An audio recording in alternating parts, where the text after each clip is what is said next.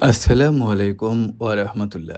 মসজিদুল হারামে কর্মরত বাংলাদেশি কর্মী ও স্বেচ্ছাসেবকরা আজ বিশ্বজুড়ে প্রশংসিত।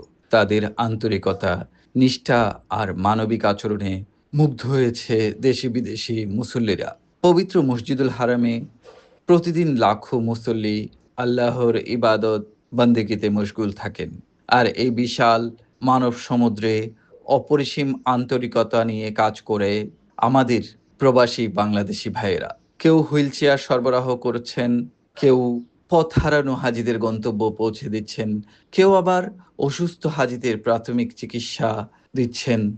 সবই অকৃত্রিম মানবতার জায়গা থেকে। বিশ্বের ১৬০টিরও বেশি দেশ থেকে আগত মুসল্লিরা রয়েছেন।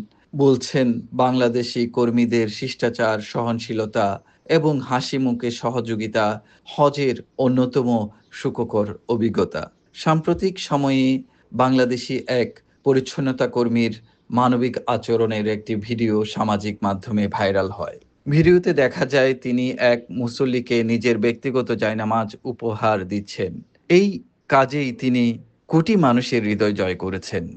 পরে মক্কার মেয়র কার্যালয় তাকে আনুষ্ঠানিকভাবে সম্মাননা জানায়। এদিকে শুধু মসজিদুল হারাম নয়, পবিত্র মসজিদ নববীতেও স্বেচ্ছাসেবী হিসেবে কাজ করছে অসংখ্য বাংলাদেশি।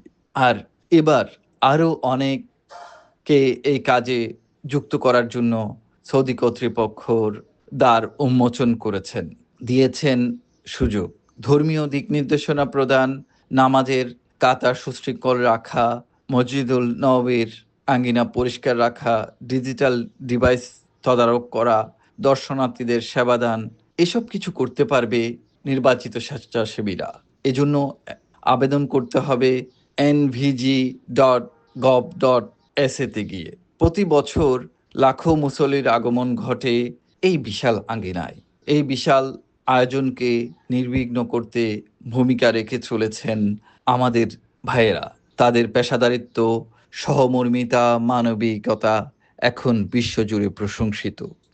এটাই আমাদের গর্ব, এটাই আমাদের পরিচয়। পরবর্তী আপডেটে আবারও দেখা হবে ইনশাআল্লাহ। সবাই ভালো থাকবেন। আল্লাহ সকলের হজ এবং ওমরা কবুল করুন। আমিন।